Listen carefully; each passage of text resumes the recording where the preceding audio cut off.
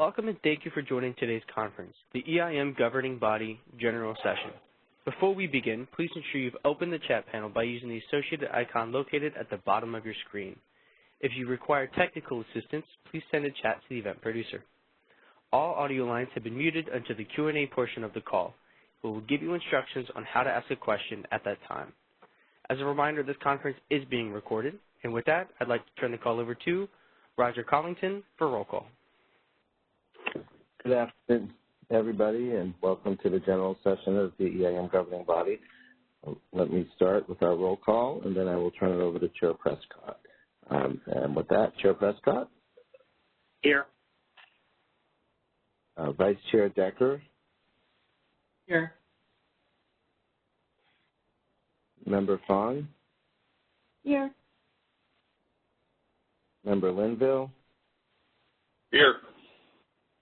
And Member Konzioka? Here. All present and accounted for. Back to you, Chair Prescott. Thank you, Roger. Appreciate that and apologize for the delay. We had some technical difficulties that we worked out. First up on the agenda, we have public comment. This would be public comment that is for things not on the agenda. We will have comment for each decisional item we have on the agenda. So I'm interested to open up the lines and see if we have any public comment.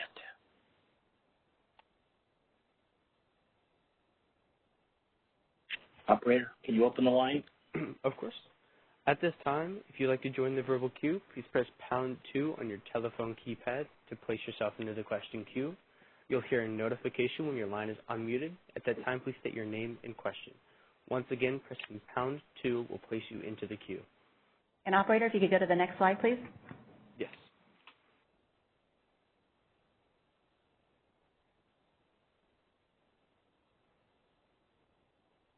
Alrighty, so far it does not appear to have anybody in the queue at this time. Okay, thank you, Ethan. I do want to acknowledge we did receive a public comment letter that the governing body has in front of them, and it is a letter from Salt River Project from Josh Robertson and Chris Hoffman, and it's acknowledging the work of the ISO staff in working with SRP to resolve some issues they have on one of the agenda items that appears today. So it was much appreciated. We really do appreciate the support when letters like this come in, so I wanted to acknowledge that. Okay, so... And Chair Prescott, let me just make one side note on that, too. That, yes, we will have during, that is item number 7 on the agenda. And so I'll just note for the record now that we did receive that as well. We'll have public comment on item number 7, and that has been given to, obviously given to the governing body. Okay. Thank you, Roger. Next up on the agenda is back to you, Roger, for the general session minutes. Thank you. I need a motion for a decision on the general session minutes from November 4th, 2020. So moved. And this is Rob. Okay, so that was Anita and Rob. And all in, well, actually, since we're on the phone and I can't see you, I will do the roll and get your individual votes. Chair Prescott, your vote? Yes. Vice Chair Decker? Yes. Member Fong? Yes. Member Linville? Yes. And Member Konzioka? Yes. I apologize. I know it's a little tedious to do it that way, but for clarity of the record, and when I can't see you and all, it just makes it a little bit more, more clear, I guess. So I appreciate your patience. I'll turn it back to you, Chair Prescott. Okay, thanks, Roger. That's kind of the world we find ourselves in this day and age. Learn things like not to double mute yourself. Anyway, next up on the agenda, we have... I did not double mute myself. Okay. Wow, that was defensive. Okay. Yeah. Moving on here. The next item is the Governor's Review Committee update, and for that we have Therese Hampton from the Public Generating Pool. She's the chair of the GRC. So if we can get her line unmuted, Therese? Of course, I see a hand raised in the queue. Your line is now unmuted. Good afternoon. This is Therese Hampton. Thanks for the chance to give you an update. This will be a brief update today. We are in the process of finalizing a revised straw proposal, and the goal is to release that the third week of December. And so we would hope to release it and hopefully have a conference call that same week. Can't promise anything, but that's our goal. And we do intend to give ample time the month of January for comments. We do recognize that the third week of December is typically before a number of people take off for the holidays, so we'll give ample time for comment in the month of January.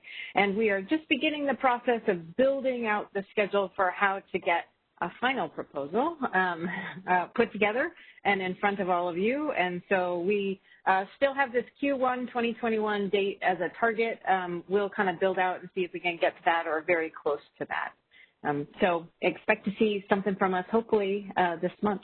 And great thanks again to the Governance Review Committee itself for all of their contributions, and to CAISO in particular for their terrific drafting capabilities. Okay, thank you, Therese. Any questions for Therese from the governing body? Here's one question. I just want to echo Therese's thanks to the whole committee as well as the ISO folks, and to certainly, and most importantly, to Therese herself. So thank you. This is Val. Okay, thanks for that, Val. Okay, thank you very much, Therese. Happy holidays to you. Thank you. To you all as well. Okay, Ethan, next up we have the body of state regulators with Commissioner Tawny from the Oregon Public Utilities Commission, Chair of the Bosser. If you want to mute Commissioner Tawny's line, unmute it. They have been unmuted. Good afternoon, governing body. Thank you for having me again and for giving us the opportunity for this update. It also will be brief. We met as the body of state regulators November 13th, and our main conversation there was really focused around the review of the funding approach that we had talked to you about before, really engaging directly with the investor-owned utilities that we regulate outside of the CAISO tariff to look at options for funding the Bosser expert help and support over the coming years. And so we had a conversation answering sort of final questions and talking about funding allocation across states. We have states with very different loads and managing through that complexity. That conversation went very well. It was quite short, and following that, we've moved on to taking an email vote to see if we have consensus on the approach from the Bosser side. We're in the midst of that now, and that vote will close Friday the 11th at our next monthly meeting. We'll have that at 9 o'clock Pacific. I want to make sure I'm not saying 9 o'clock Mountain inadvertently, so let me check my calendar before I misquote. 9 o'clock Pacific, 10 o'clock Mountain. And we'll, I think, positively wrap that up at that point.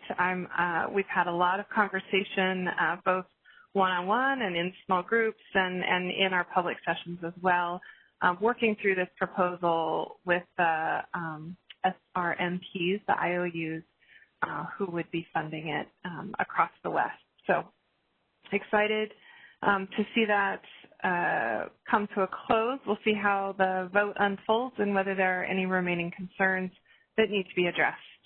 That's the process of working to consensus. As I said, our next meeting will be Friday the 11th. And I think at that one, given where the GRC is at, we will likely focus our effort on thinking about our schedule to prepare response comments and engaged in the next round. I really appreciate the time frame that Therese was talking about. It is a challenging time of year, and so we'll be focused on how we respond to that. We have been having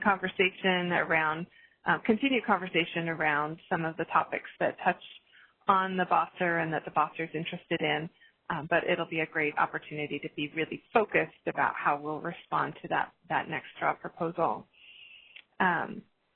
And then finally, we've been thinking through our training agenda for 2021. We'll have some turnover in BOSSR members as different BOSSR members leave their different commissions at the end of the year. And so that's a fact of life on the BOSSR. It's always challenging given the pace of turnover in commissions across the country, but you know, we in the West have it as well.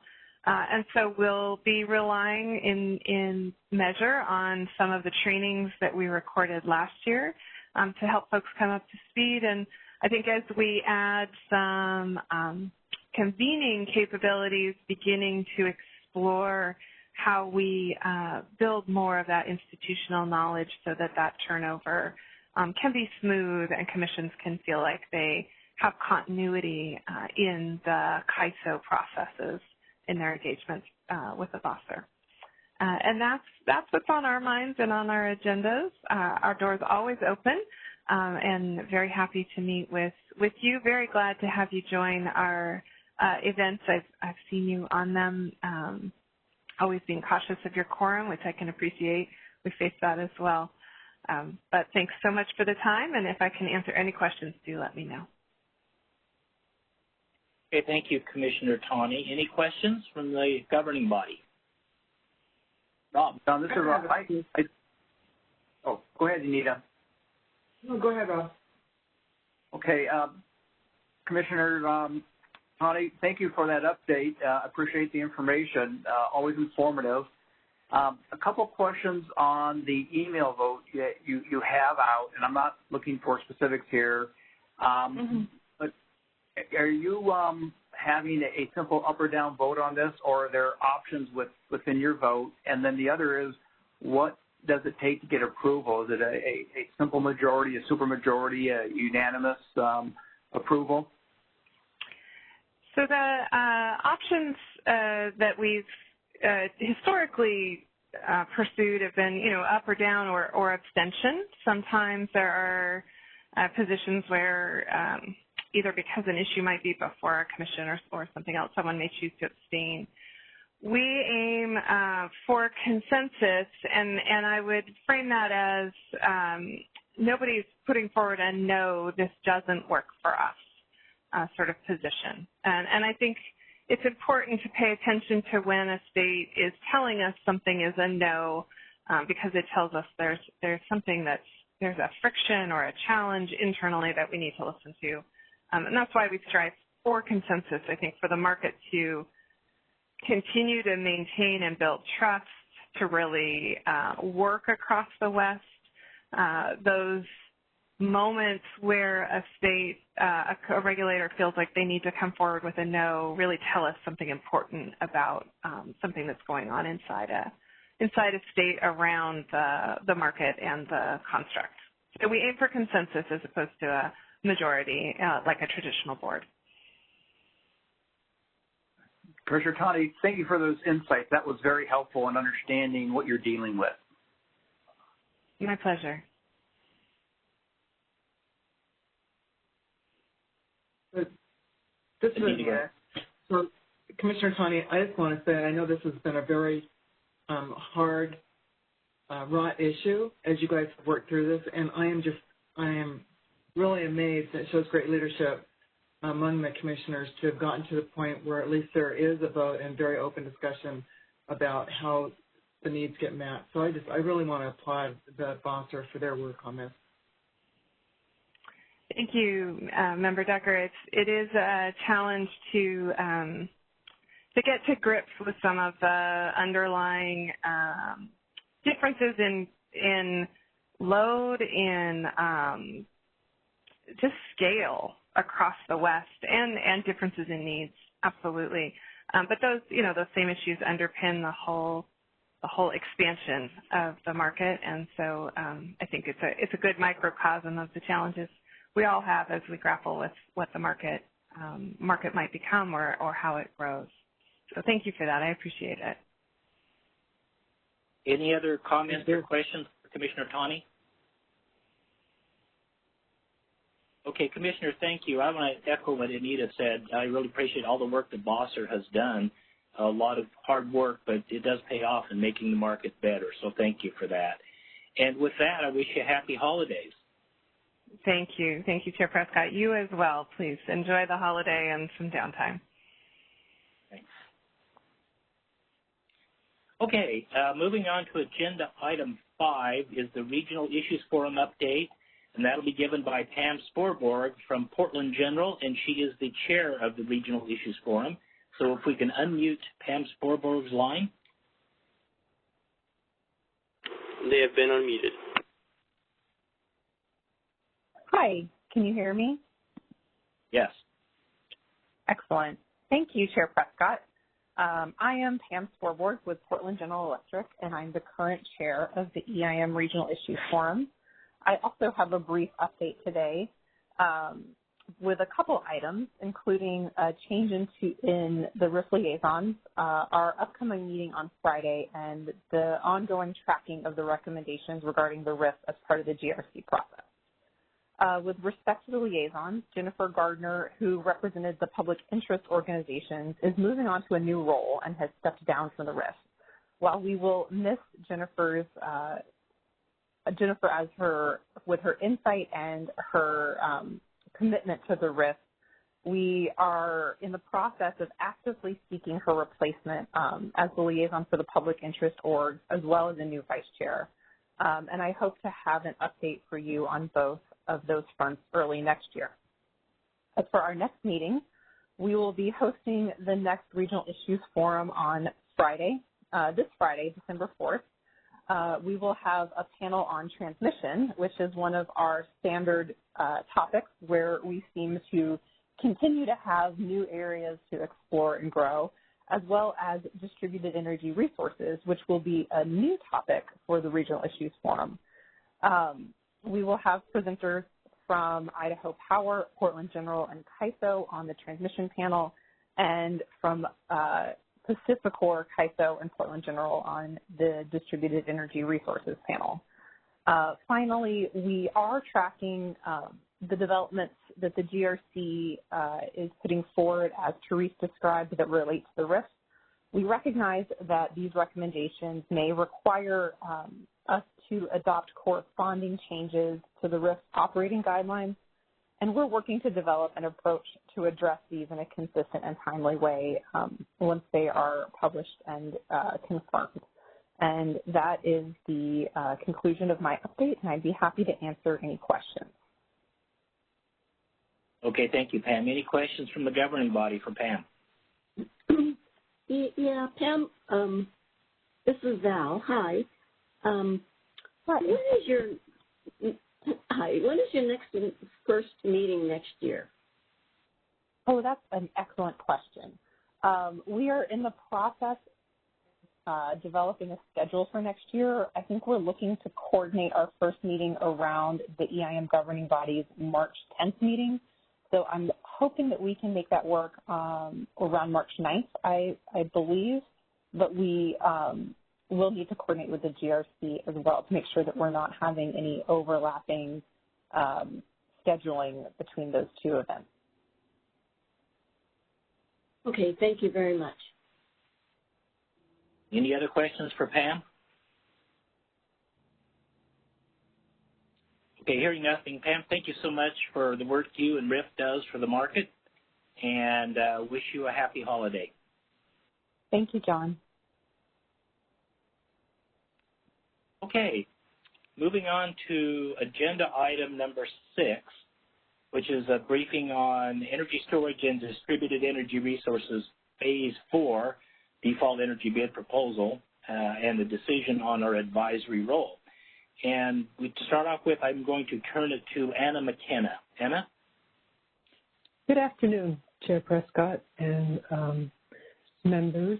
I am happy today to be presenting, for my colleagues to be presenting to you on the default energy bid, storage resources, and the application of local market power mitigation. And as you said, Chair Prescott, this is an item as advisory to you.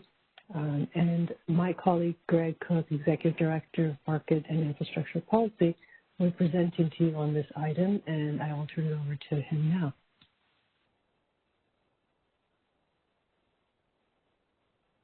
Greg? Your line has been unmuted. Good afternoon, everyone. So as Anna mentioned, this is our briefing on the default energy bid for storage resources. This falls under your advisory role as it applies generally to both the day-ahead and the real-time market. Now, the proposal we're presenting today was part of the ESDR 4 initiative that was presented to you back in September, but this element of the proposal was pulled at that time to allow more time to consider feedback from the Market Surveillance Committee. We did that through extending the stakeholder process. But that being said, all elements of the ESDR 4 initiative are scheduled to be implemented in the fall of next year. Next slide, please. So what we're proposing is a default energy bid methodology for storage resources. Now, in the market today, the ISO applies mitigation measures to most resources when we detect uncompetitive market conditions. But the market power mitigation measures are not currently applied to storage resources, really for two primary reasons. First, we have very little energy storage on the system today, and second, we do not have a cost-based default energy bid to use for the mitigation. We are, however, expecting significant amounts of storage resources to interconnect to the ISO system over the next few years. In fact, we're anticipating at least 1,500 megawatts by the end of next year, and then moving on up to 3,300 megawatts over the next few years. So, the final point is we are looking at estimating. When we look at estimating energy bid costs for storage resources, we find that it is much more complex than for many other resources, such as gas resources. So, for example, for a gas resource, the marginal costs are largely a function of their fuel costs and heat rates, whereas for storage resources, we have several cost components that need to be considered. But by establishing a storage default energy bid, this will allow the market power mitigation measures to be applied to storage resources going forward after this is implemented in the fall of next year. Next slide, please.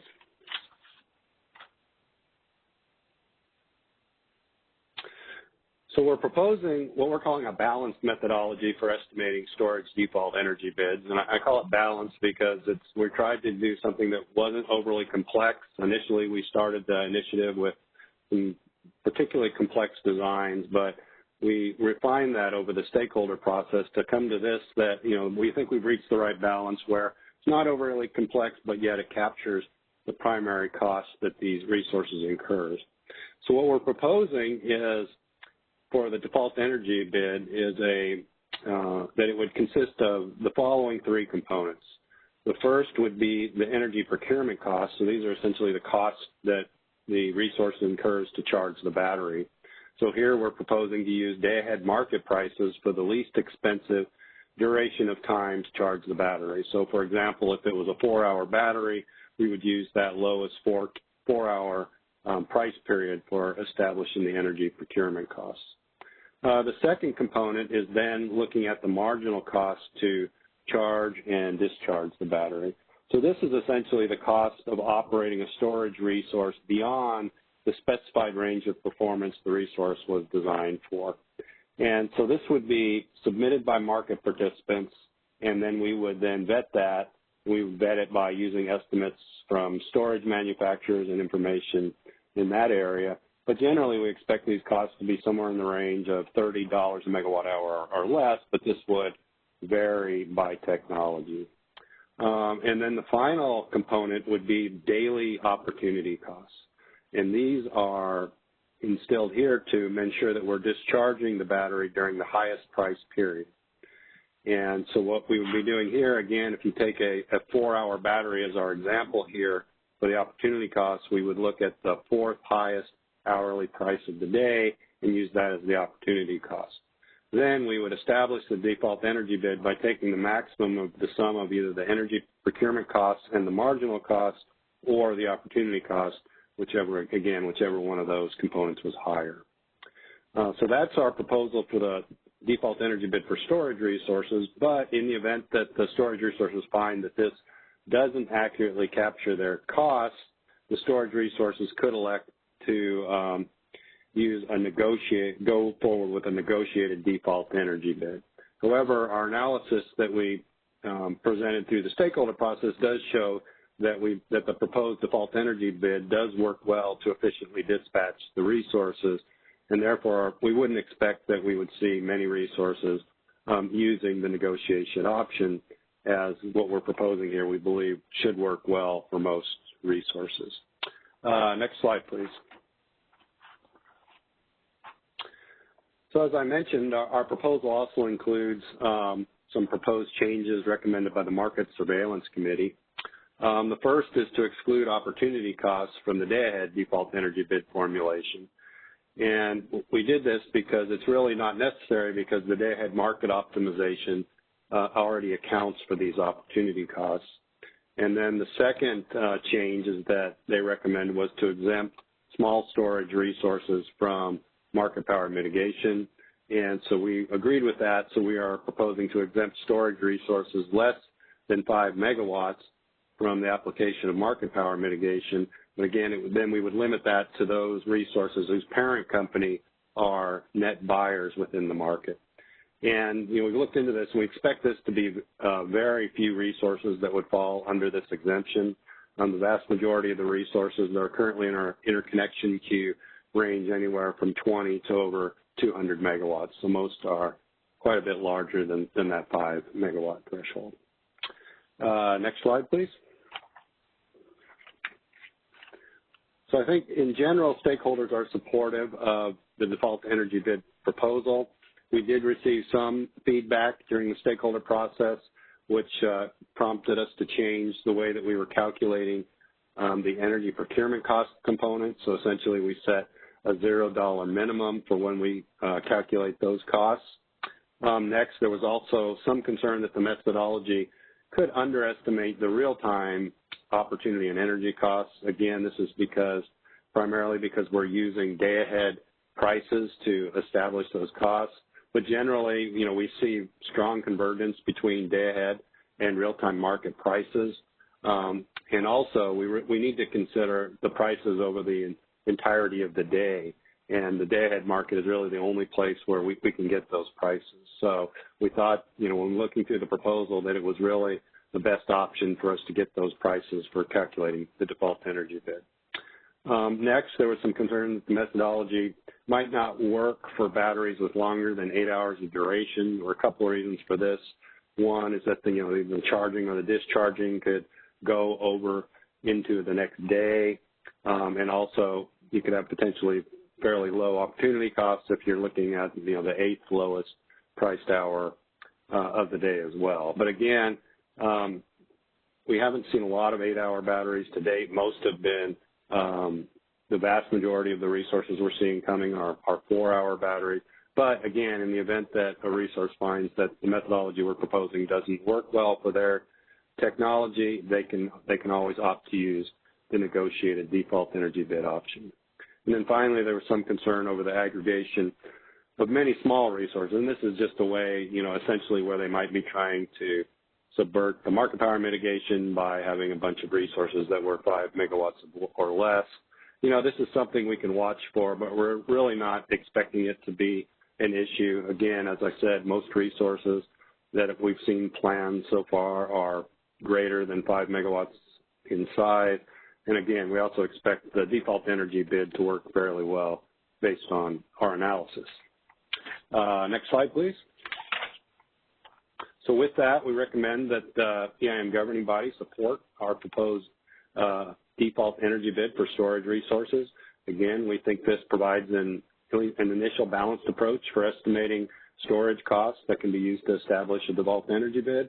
And by doing so, this will enable the ISO to apply its market power mitigation measures to storage resources. And with that, I'd be happy to address any questions you might have.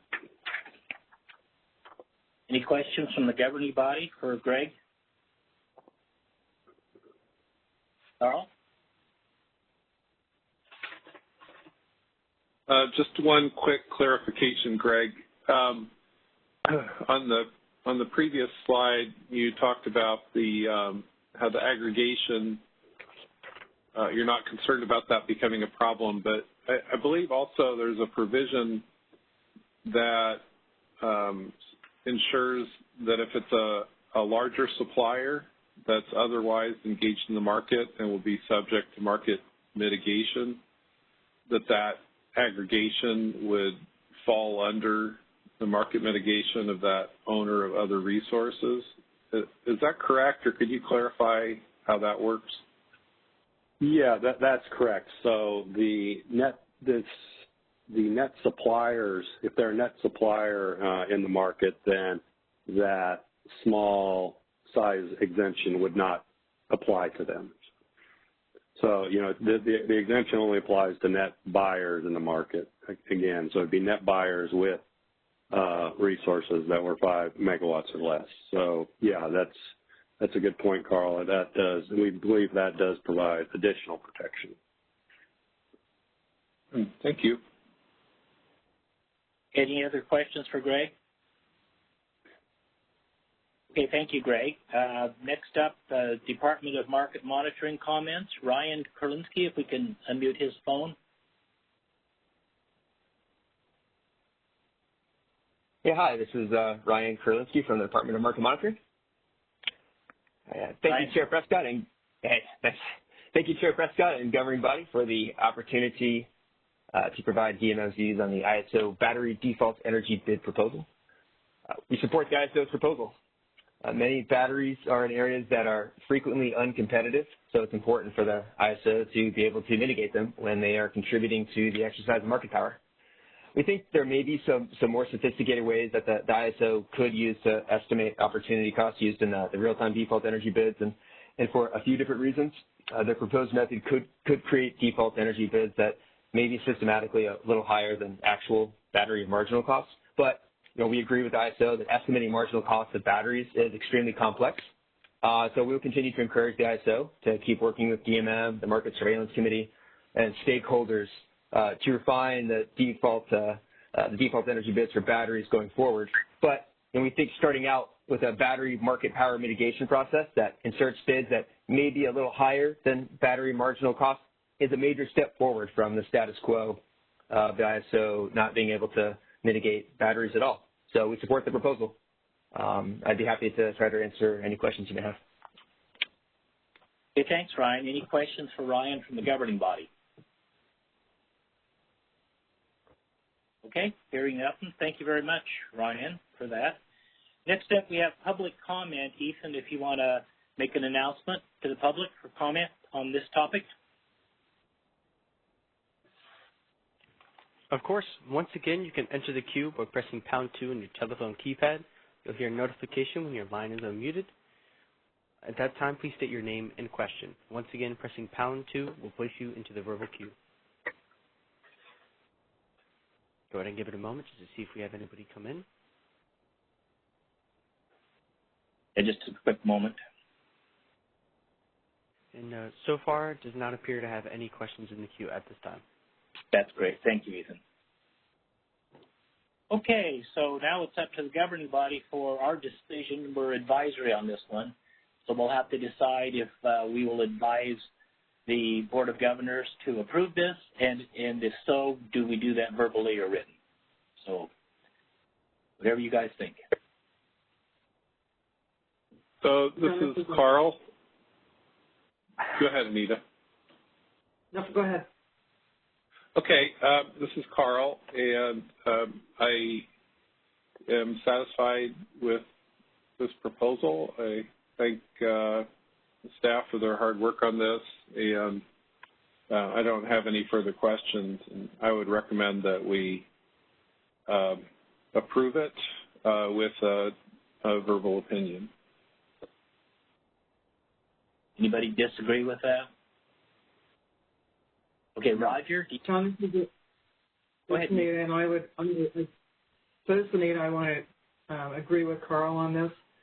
This is one where I think staff took good measure of stakeholder input and made some changes, and I also think that we should approve it. We should support it with a verbal input. Okay, thanks, Anita. Anybody else before we turn it to Roger? Okay, Roger. Okay, let me read the motion. Move that the EIM governing body will provide verbal advisory input to the ISO Board of Governors as discussed at its December 2nd, 2020 general session meeting, supporting management, energy storage, and distributed energy resources, phase 4 default energy bid. That was hard. This is Carl, so moved. Second. I'll move. Second is the Val. Chair Prescott, your vote? Yes. Vice Chair Decker, your vote? Yes. Val Fong, your vote? Yes. Carl, your vote? Yes. And Rob, your vote? Yes. Thank you, governing body members. The motion has passed. Thank you, Roger. Thank you, governing body. So we'll now move to the next agenda item, number 7, which is the decision on EIM base schedule submission proposal. And on this one, I believe we are primary in the decision process. And with that, I will turn it back to Anna.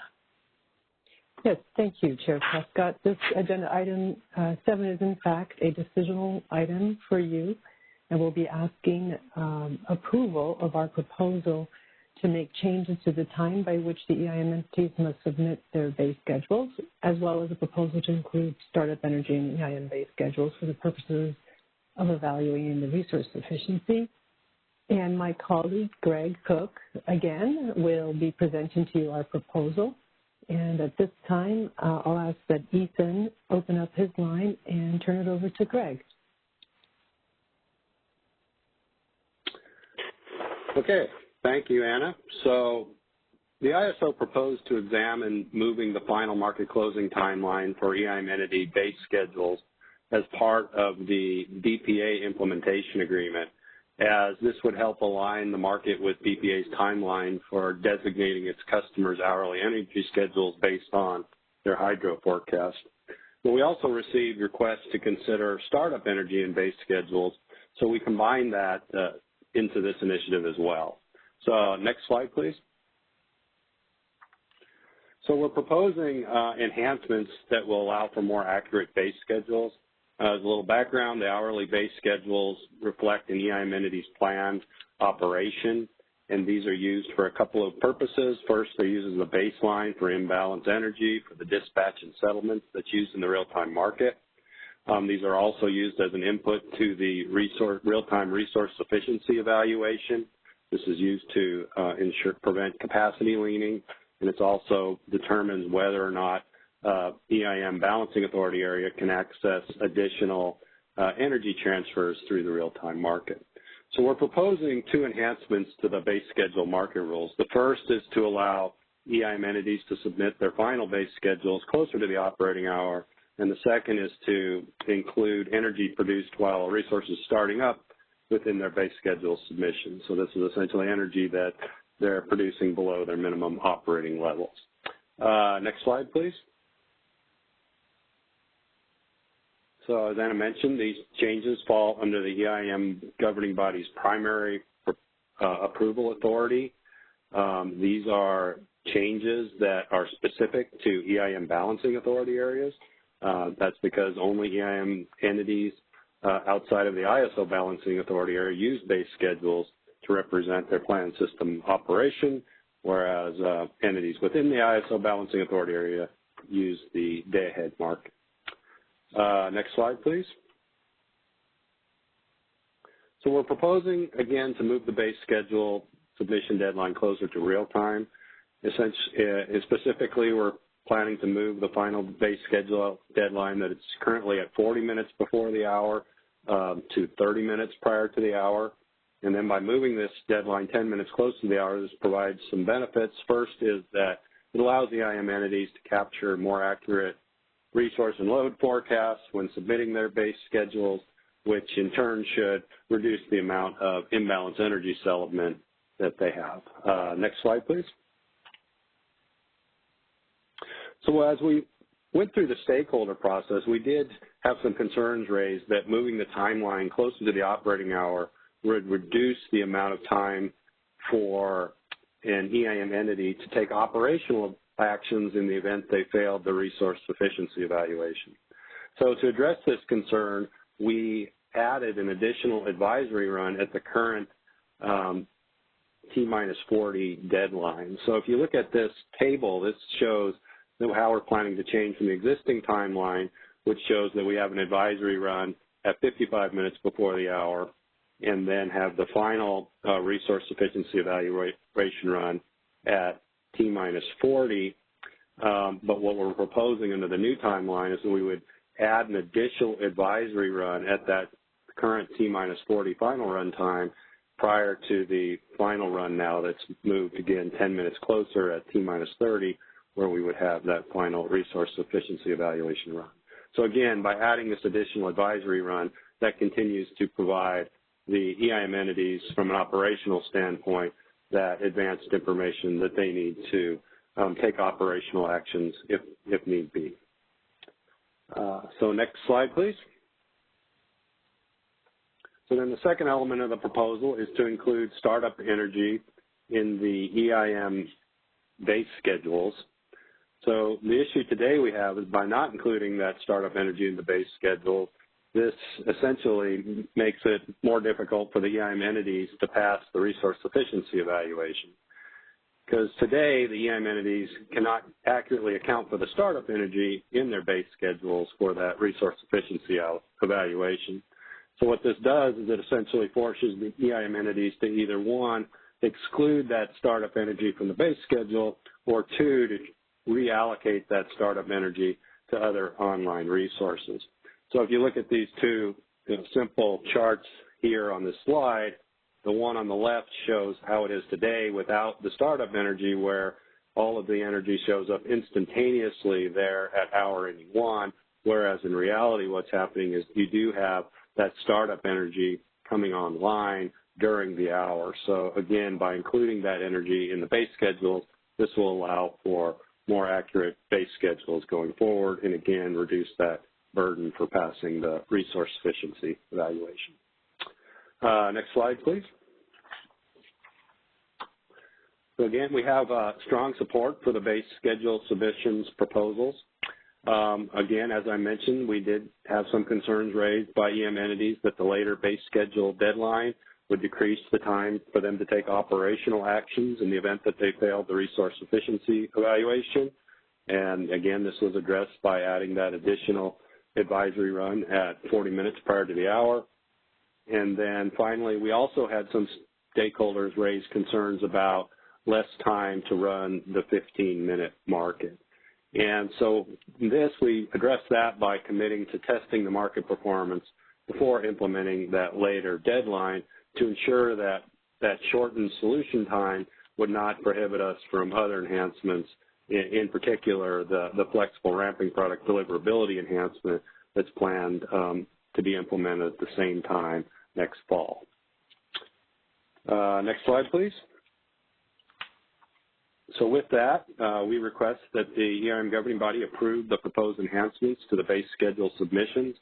We believe it will increase the accuracy of the base schedules and at the same time also reduce EIM entities' supply necessary to pass the resource sufficiency evaluation by allowing the inclusion of startup energy in those base schedules. And with that, I'd be happy to answer any questions. Okay, thank you, Greg. Any questions from the governing body for Greg?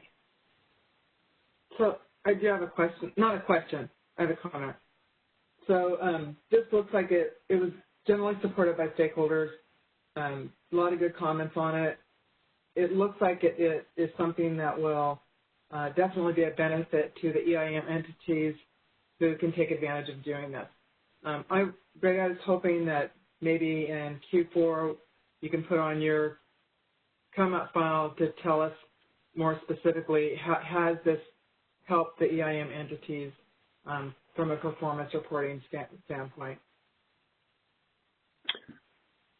Yeah, I mean, that's definitely something we can do. You know, again, this will be implemented next fall. We could have some, initial results then. It will have more information probably around the Q1, Q2 time frame in 2022. But, yeah, I mean, this is definitely something we can report on and let you know how this is working.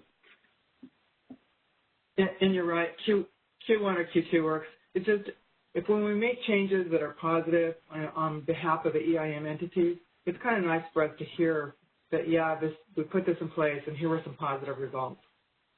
Right. That's a good point. Thank you. Any other comments or questions for Greg? Okay, hearing nothing, let's move to the Department of Market Monitoring comment. Brian.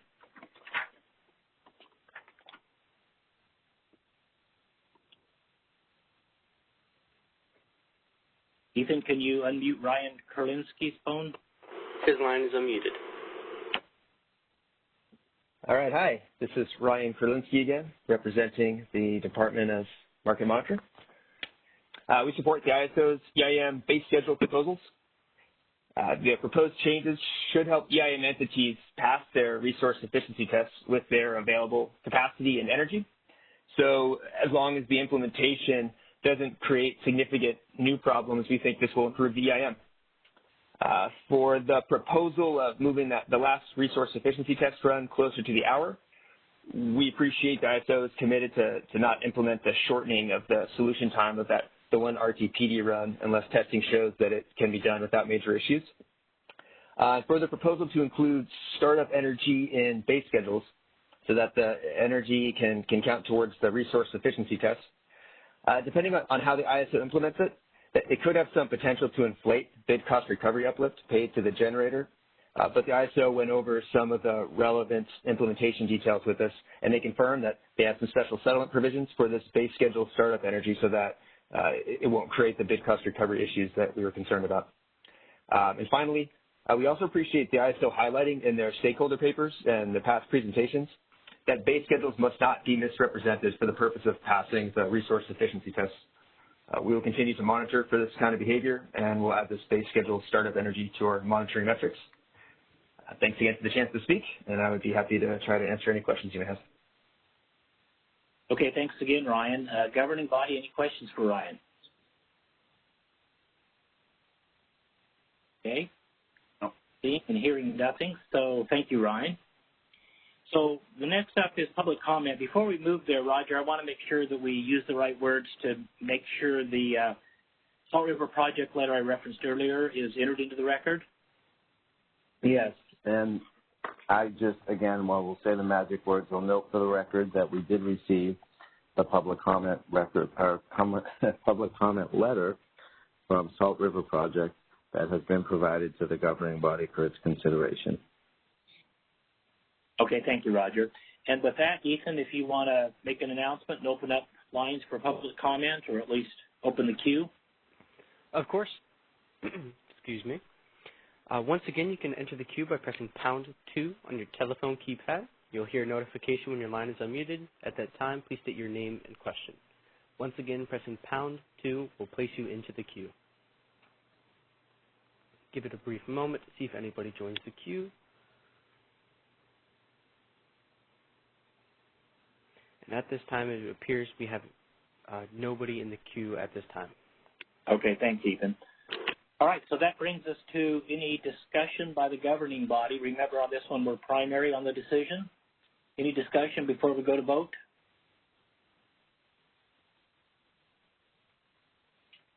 John, this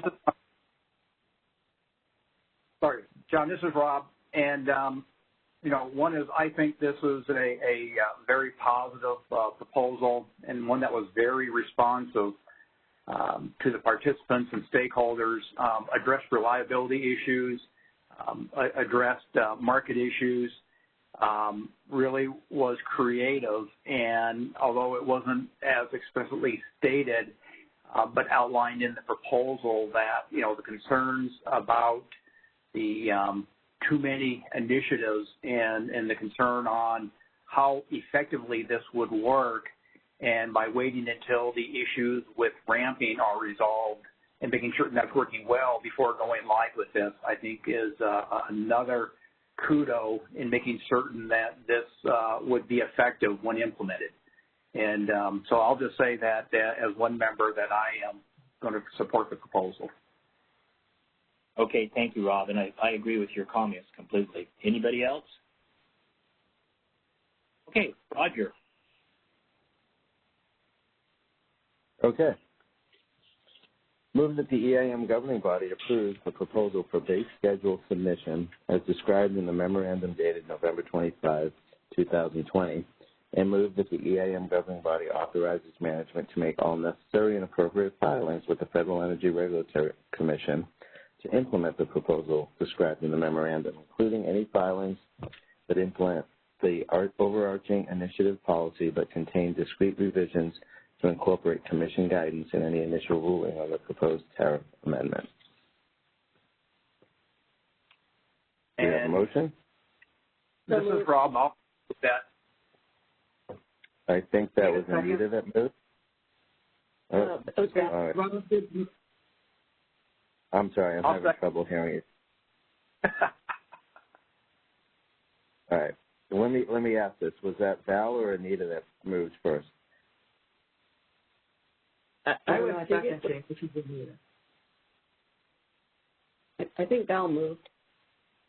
Okay, and I think Anita seconded. Now, I'm going to go with that unless anyone objects. And go ahead and get your vote. Chair Prescott? Yes. Vice Chair Decker? Yes. Val? Yes. Carl?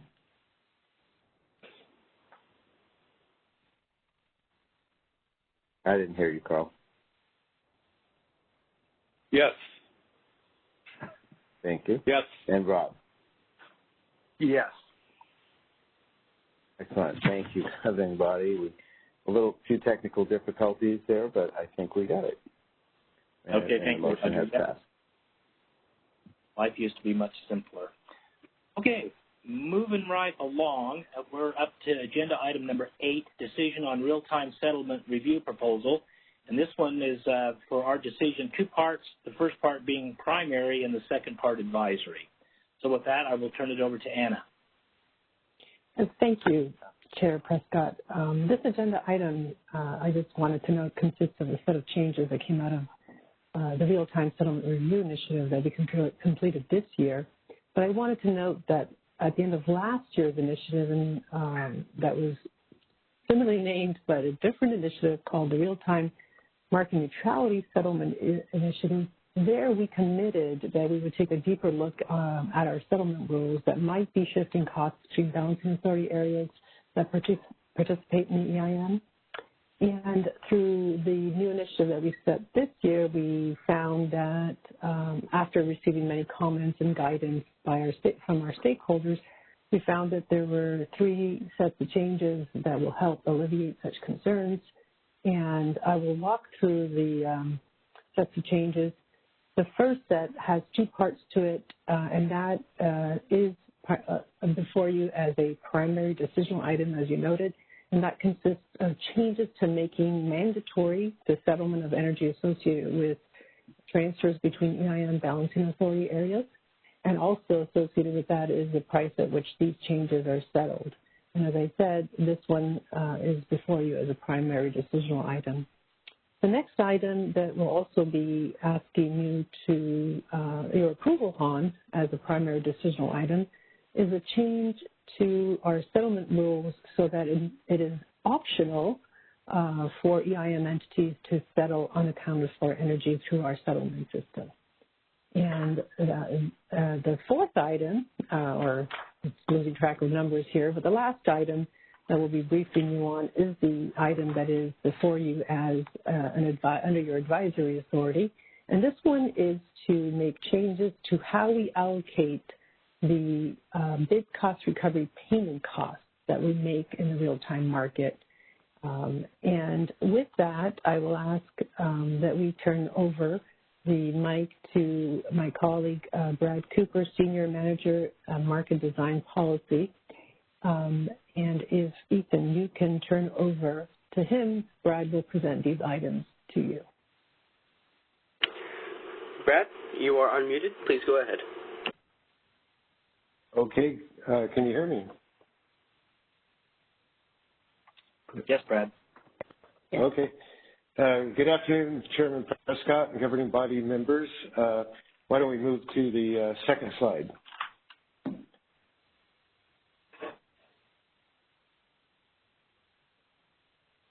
The second slide, please.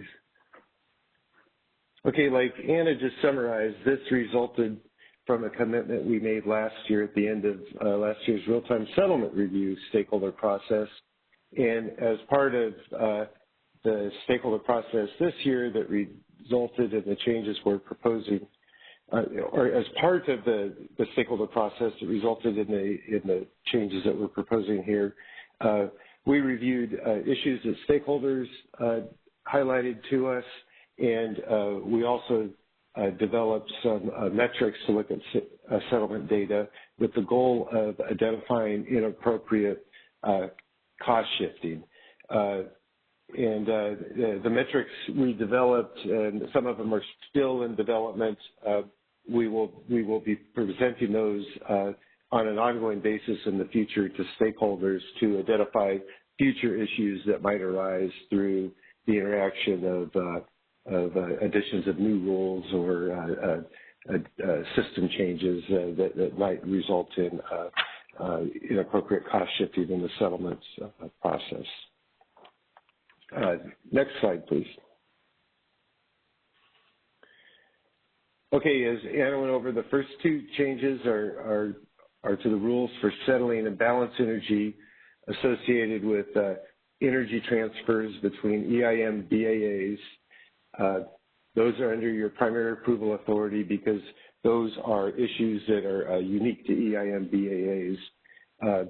It's a similar situation for the third change, which is to make unaccounted for energy settlement optional for EIM entities. And then the final fourth change is a modification to the way we allocate real-time market bid cost recovery costs between BAAs. And because this is a rule that's generally applicable to the real-time market, it'll be under your advisory role to the Board of Governors. Next slide, please.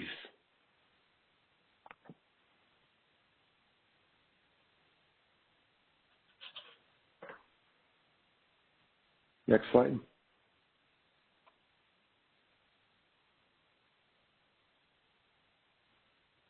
Okay, so bear with me a little bit here. This gets a little bit into the weeds of EIM scheduling and settlements.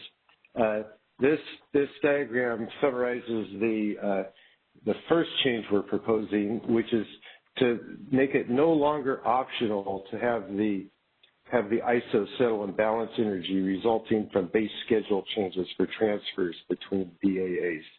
And now it's important to note that these are not transfers that result from dispatches in the EIM markets. When the EIM market dispatches a transfer, it dispatches a generator in one BAA, and then that energy may be used by another BAA, and then that's settled through the load payments in the one BAA and the payments to the individual generator in the other BAA. These are changes to transfers that were scheduled for bilateral transactions between BAAs and then were submitted as base schedules. And as Greg went over in his previous presentation, base schedules are schedules that EIM entities submit that reflect their planned operation, and they're the starting point for imbalance energy settlement in in the real-time market. So what I'm showing here is a wheeling transaction that's going through 3 BAAs, BA 1, 2, and 3, and the dark green arrow is the base schedule.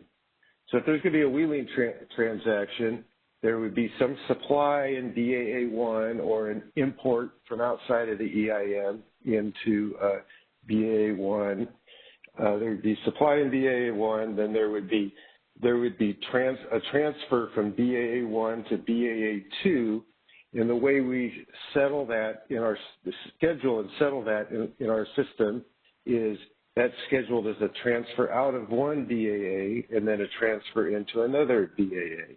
And then similarly, I showed the same thing from BAA 2 to BAA 3, and then going to some demand or an export maybe in BAA 3. Now the issue is that the imbalance energy settlement is currently optional, and both of the BAAs on either side of the interface between the BAAs have to agree to settle imbalance energy in our market.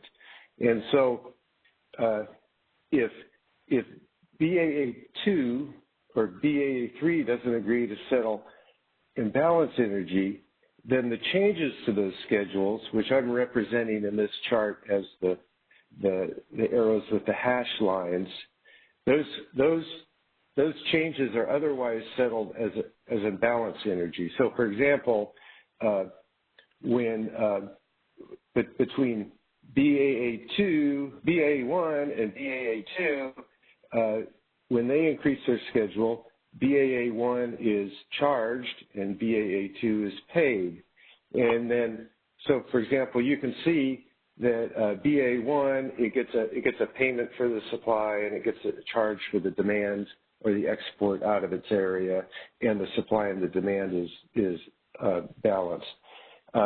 Now, with this current optional imbalance energy settlement, costs can be shifted because, for example, when you look at BAA 2 and BAA 3, which they're not settling imbalance energy, well, BAA 2 would be paid imbalance energy for the import into it, but it wouldn't have a corresponding charge for the transfer out. And then similarly, BAA 3 would receive a charge, but without a corresponding payment. So we plan to address this, or we propose to address this by requiring that the imbalance energy settlement in our market be mandatory. Next slide, please. Okay, the second change we propose is to change the price for settling this imbalance energy resulting from these base schedule changes between BAAs. So this chart is basically the same idea as the previous chart, but I'm just showing two BAAs here. And the issue is currently the imbalance energy is settled at a ratio of BAA 1's and BAA 2's prices, which they agree to in advance. So, for example, they may agree to the average price. So currently, this creates an issue because you can see if they agree to this average price for the imbalance energy between BAA 1 and BAA 2, that would be settled at $40 a megawatt hour. So if you look at BAA 1, it gets a payments for its supply at its $30 megawatt hour energy price, but then it's charged for the increased demand at 40, and then it's a similar but opposite situation with BAA 2.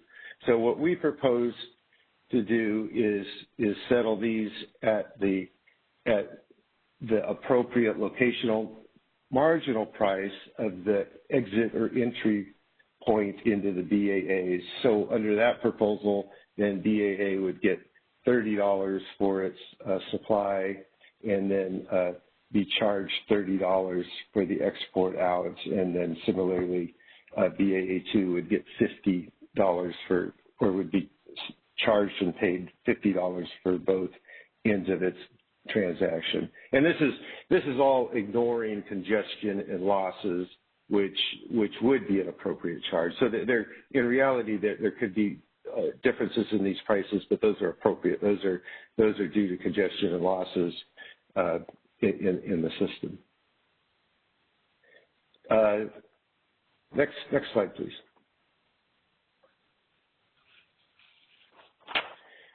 Okay, now moving on to the next subject, unaccounted for energy. We propose to make unaccounted for energy settlement optional for EIM entities that calculate their load based on supply rather than load meters, which most or I believe all of them currently do. Unaccounted for energy is a charge or a credit that accounts for differences between an area's energy supply and the model transmission losses and the metered load that's reported to the ISO for the settlements process. And it's a useful charge type for the entities within the California ISO balancing authority area, which largely report their load from a bottoms-up measure of end-use load meters, and then a calculated loss factor is used. But when you add those up, they may not equal the supply, and so there's a difference to be accounted for under unaccounted for energy. In the EIM, the EIM VAs calculate their load by simply taking their supply, applying a loss factor, and the remainder is their load. So there's no difference to be made up for. And then what happens in the ISO settlements process, when the ISO settlements process calculates a loss factor of calculating UFE, it effectively double counts the losses.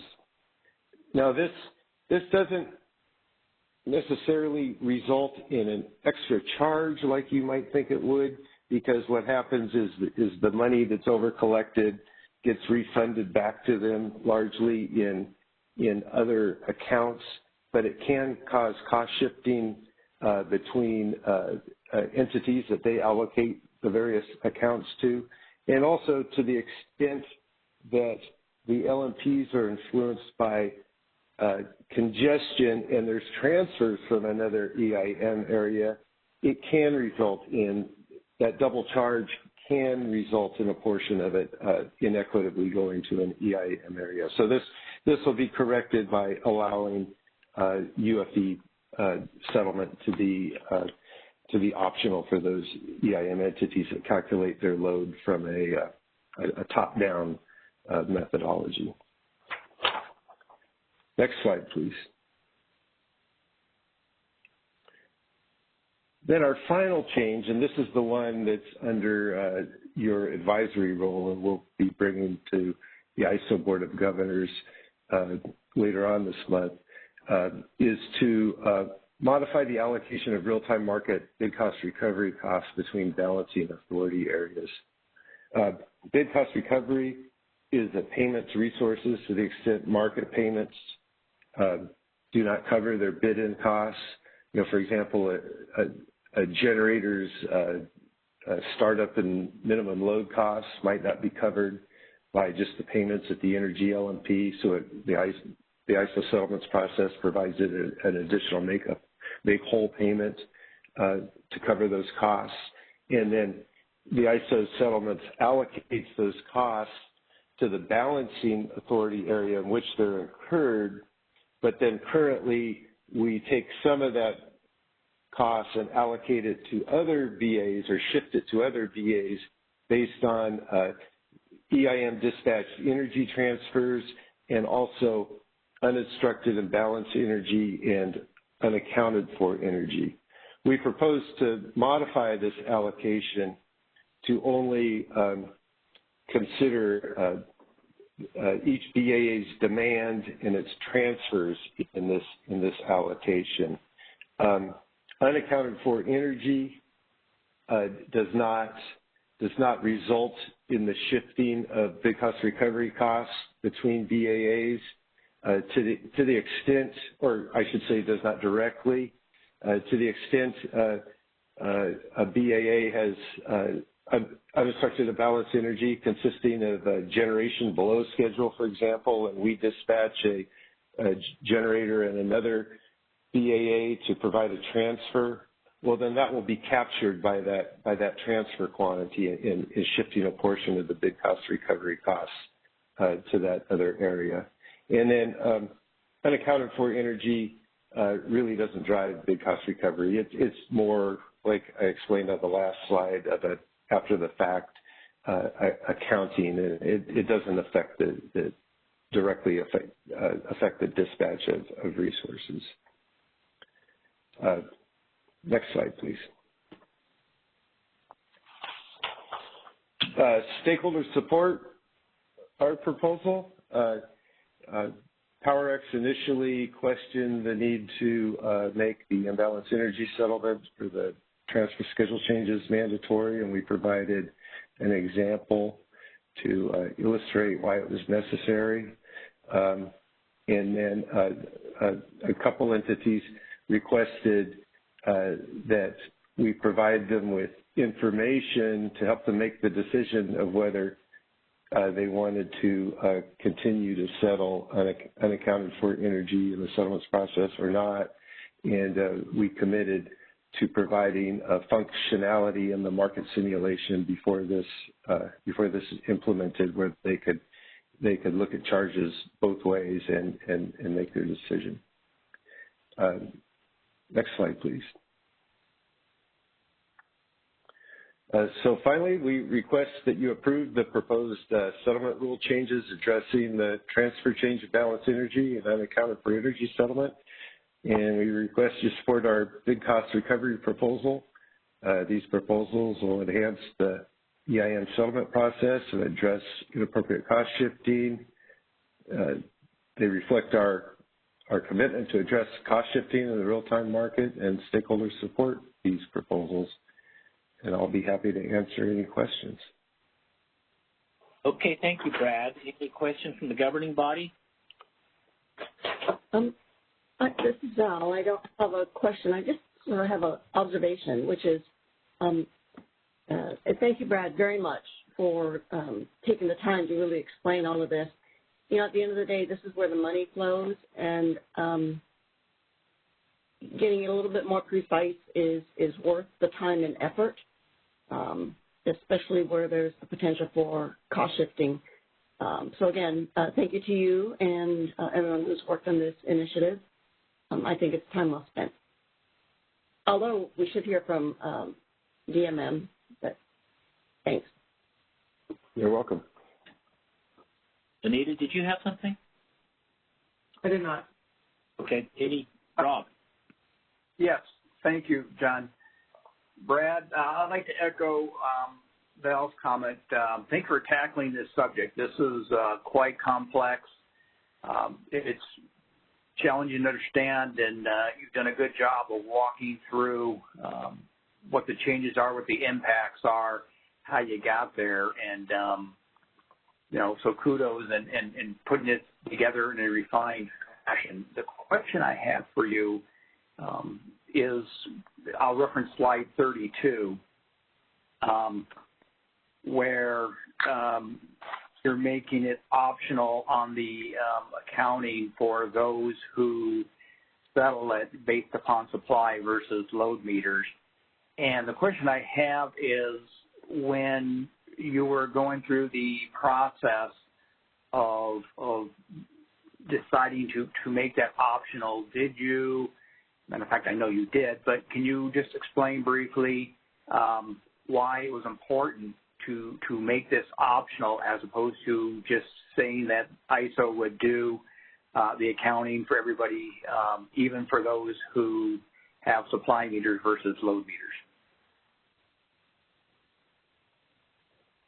Well, it's important to make it optional for the entities that just use the supply meters, because it's kind of a round peg in a square hole, or I think I got that backwards, square peg in a round hole that it's just UFE is not a thing for them, and it just when you run the settlements process with UFE, it's inappropriately shifting costs between settlement charge codes, which makes the settlements messy, for lack of a better word, but that also can put costs into different accounts that might cause complications for them based on their OATs and how they allocate costs that get into certain accounts.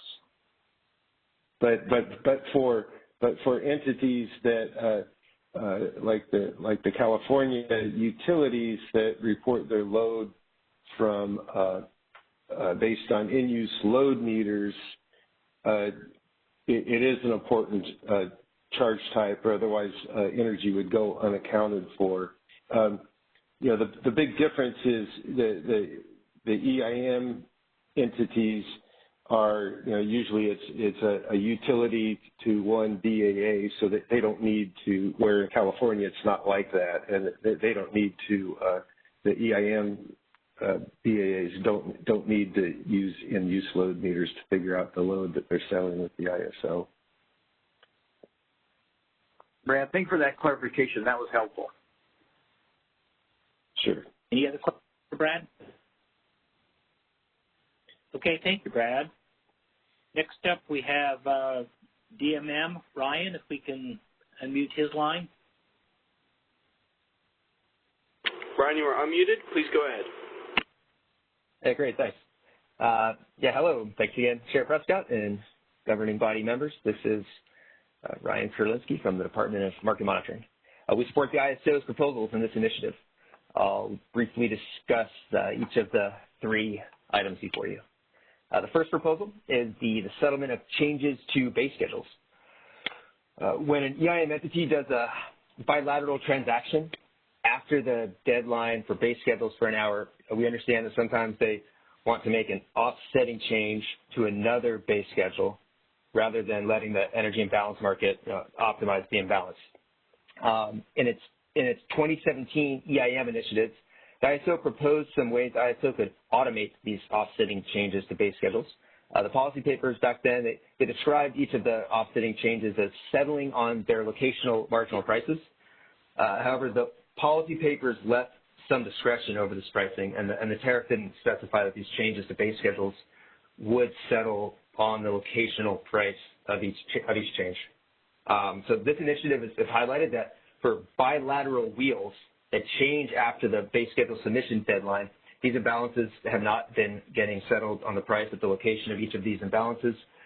They've been allowed to not settle in the market at all, or to settle at a different price than LMP, such as the average of the price between two balancing areas. So we appreciate that this problem was identified, and we support the ISO fixing it now because, like the ISO's papers show, you can get all kinds of inequitable settlement issues if you settle imbalances at a price other than the locational price. Next, the unaccounted for energy proposal. For EIM entities that have to drive their load from generation and intertime meters, the unaccounted for energy, which is basically the net of those three things, it doesn't seem like it's that meaningful of a metric. We haven't thought of significant issues yet with the proposal to let these entities just not settle unaccounted for energy. So given that entities have expressed that this option would be helpful for them, we support this proposal too. Finally, that last proposal, the change to how some of the bid cost recovery in one balancing area gets allocated to another balancing area. I think this is a very solid improvement. Aside from the cost causation improvement points that the ISO makes and that we agree with, we think this change should also reduce potential incentives to inflate bid cost recovery. So we support this proposal. That's all I have to say today, and I would be happy to try to answer any questions you may have. Okay, thanks again, Ryan. Governing body, any questions for Ryan? No. Okay, here's nothing. Okay, thanks, Ryan. Appreciate your time on all these. Thank you. And next up, we have public comment. So, Ethan, if you want to make the announcement for anybody that wants to comment on this initiative. Of course. Once again, you can enter the queue by pressing #2 on your telephone keypad. You'll hear notification when your line is unmuted. At that time, please state your name and question. Once again, pressing #2 will place you into the queue. It appears we do have one in the queue at this time. I'll go ahead and put them through now. Caller, you are unmuted. Please go ahead. Good afternoon. This is Danielle Dooley. Can you hear me? Yes. Hi. So I'm representing the Public Advocate's Office, and I had a question that relates to generally all three of the proposals that were just discussed. Considering they deal with transfers between balancing authority areas, I'm curious as to how, if there's any clarification of how this may affect the new proposed transfer revenue product that's being proposed in the Extended Day Ahead Market Initiative. If anyone has any clarification on that, that would be very helpful.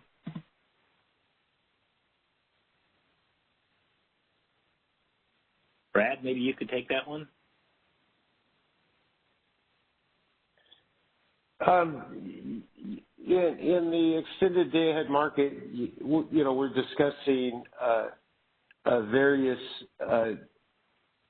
methodologies for allocating, you can call it congestion revenue due to transfer changes between BAAs. This isn't, it doesn't really impact the design of that product. I get, it's somewhat related to it, but no more related to it than it is today. One thing though is, that discussion in the Extended Day Ahead Market is focused on allocation of revenues due to market dispatch transfers, and these transfers are a little bit different. These are, like I said, these are transfers due to bilateral changes. These aren't due to market dispatches.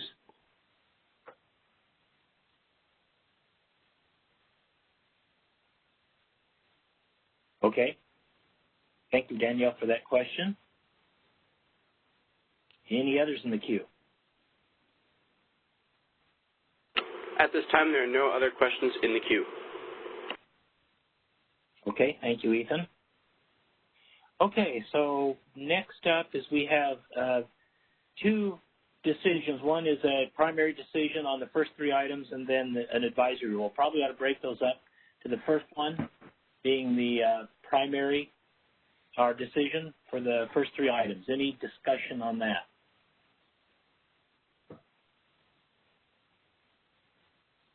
Okay, hearing nothing, I guess we can bring that one to a vote, Roger. Okay. Move that the EIM governing body approves the proposals to, 1, require that the transfer schedule changes described in the memorandum be settled in the ISO settlement process. 2, establish the price at which imbalance energy resulting from changes to EIM energy transfers scheduled as base schedules is settled, and to 3, allow an EIM entity to elect that the ISO settlement process will not settle unaccounted for energy for its BAA if it reports its BAA's demand to the ISO not based on end-use load meters, as described in the memorandum dated November 25, 2020. And move that the IM governing body authorizes management to make all necessary and appropriate filings with the Federal Energy Regulatory Commission to implement the proposal described in the memorandum, including any filings that implement the overarching initiative policy, but contain discrete revisions to incorporate Commission guidance in any initial ruling on the proposed tariff amendment. Have a motion? This is Rob. I'll move. Thank you, Rob. Okay. Second. And so let me go ahead with your vote. Chair Prescott? Yes. Anita? Yes. Val? Yes. Carl? Yes. And Rob? Yes. Thank you, governing body members. The motion passes. And on to the second motion. Back to you, Chair Prescott. Okay, governing body, on this one we're advisory. Any discussion or anybody want to kind of give us some guidance what you want to do with it? This is Val. I would support the proposal and, along with verbal advisory input to the Board of Governors. Okay, not hearing anything else. Roger, do you want to go ahead and read the motion? That sounds good. Move that the EIM governing body will provide verbal advisory input to the ISO Board of Governors as discussed at its December 2nd, 2020 General Session meeting, supporting management's bid cost recovery allocation proposal. Have a motion? So moved. Who was that? Okay. Sorry. Anita moved, Val. Okay, got it. Val second. Thank you. John, your vote? Yes. Anita? Yes. Val? Yes. Carl? Yes. Rob? Yes. Thank you again, governing body. The motion passes. Okay, thank you, Roger, and thank you to staff for doing all the work on these. We really do appreciate it. And I will carry the messages forward to the Board of Governors meeting coming up soon. So with that, the next on our agenda item, number 9, is a briefing on the Western Energy Imbalance Market implementations we have coming up. We're excited to hear about those. So we need Khalid, if we can unmute Khalid's line. Khalid, you've been unmuted. Please go ahead. Yeah, thank you. Can you hear me? Yes. All right, great. Good afternoon, Chair Prescott and Western EIM governing body members. This is Khalid Abdurrahman, and I'm here to give you, I don't want to interrupt, or I want to allow you to maintain your ahead of schedule rhythm. So my update is going to be only one slide. If you can move to the next slide, please.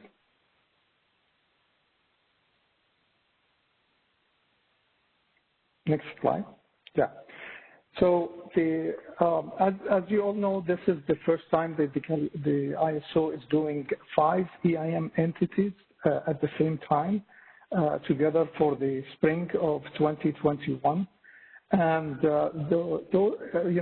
I'm happy to declare that all of the EIM entities are actually in the parallel operation stage where we wanted them to be at this time. In fact, this year we have actually started our market simulation 1 month earlier than regular. It started November 1st instead of December timeframe, which allows the EIMs more time and allows also both the ISO staff and the EIM staff and the vendors in particular for the other EIMs to have more time to work out any issues and to have more time to demonstrate that they are ready for the next important step, which is the parallel operation, which will start by the end of January. So we are starting, collecting some of the readiness criteria that will enable us to measure how good we are in the market simulation before we start our parallel operation. And the 5 EIM entities that we are dealing with for the spring of the 2021 are Bank, LA, Northwestern, PNM, and TID. I wanted also to give you an update that this year we also started much earlier with the other EIMs that are need to be integrated in 2022. There are 6 of those EIMs that will be integrated into the market in 2022, and I have listed the 6 EIM entities. And we are in kind of different probably stages with those entities. Some of them are actually ahead, and they are exchanging, and they are in the market simulation environment as not for their market simulation, but at least to start testing some of the interfaces. We are also discussing with them some design changes or some enhancements that are related to some of the interfaces for them to provide some specific data or special data for us. So there's quite a bit of work that is going on both sides, with the 2021 and the 2022. There was a lot of concern about how to deal with this, especially under the remote, work schedules that we are all under, and the COVID-19. But so far, this is the biggest risk. But at the same time, I think this has been mitigated very well by having all the team that focused on those projects, and so far we have been successful in moving all of them in parallel. With that, I will stop here. See if there's any specific question, I'd be happy to answer. Okay, this is John. I have just one question, a comment. One question is, I can see we're going parallel at the end of January. I'm assuming that all 5 of these will go live or be active into the market April 1st. Is that correct? All 5 at the same time?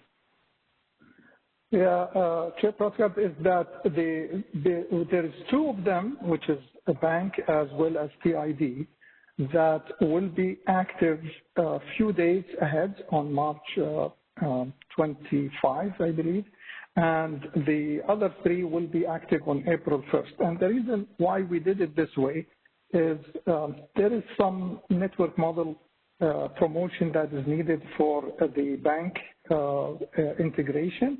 So we divided the go live into 2, separate, so that we can focus better on those activities and ensure successful implementation and smooth go live for all. So instead of just having everybody April 1st, it's going to be 2 waves. One is on the March 25th, and the other one will be April 1st. Okay, thank you. That makes total sense to me. And just one comment, I see your hands up, Val. Normally we would have a governing body member on the floor of these EIM entities when they go live, even though it happens at midnight. But for obvious reasons, we're not going to be able to make it for these. So we'll be thinking about it, but probably sound asleep at the time. So we'll make sure that we keep you posted, and we will think about how we can send maybe some updates to have everybody well informed about what is happening. Yeah, it's a very challenging time. It is. It is. And good luck. All the best. Val? Thank you very much. So Khaled, I don't know if we've met before. I'm sorry if we have. I'm just not remembering. But anyway, congratulations on this position. Thank you very much for being on top of these market implementations. So John snagged my first question about the 5 upcoming EIM entities. And as a follow-on for the 6 entities that are slated for 2022, and they're all pretty, significant entities, I was wondering if you're going to attempt to have them all go live on the same day, or if there is, like in the olden days, right, we used to do an October online and then a spring online.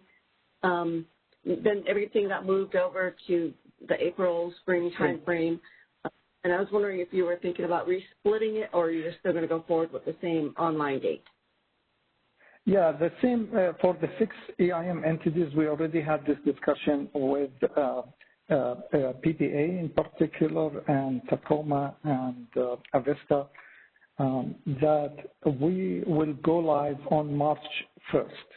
So we will have about a month difference between, this group, and then the second stage will go with the rest of the other EIMs. there is benefit, of course, as you all recognized. There's a lot of benefit with this, and as you pointed out, Val, that those are significant EIMs, especially the amounts of work and the interfaces and the touch points that we have with some of the EIMs is quite a bit. So, yeah, we will split them into two. Thank you very much. Okay, any other comments for Khalid? Okay, very good presentation. I like the way it was brief, but yet you gave us some information. We appreciate that. And as Val said, congratulations on your new position. We really look forward to working with you in the future in your new role here. So thank you very much. Thank you so much. Thanks so much. Happy holidays to everyone. Happy holidays to you. And now we move on to informational reports, and these were in your packet. Does anybody have any comments on any of those reports? Okay, nothing heard. Anybody have any future agenda items they want to identify now? Okay, nothing heard. That brings us, I think, to the end of our agenda for today. So I want to thank everybody, the governing body and staff and all the presenters today. Good job, and happy holidays. And with that, we are adjourned. Great. Thank you, John, and governing body. Happy holidays, everyone. Bye. Yep. Done. Bye. All right, that concludes our conference. Thank you for using AT&T Event Conferencing Enhanced. You may now disconnect.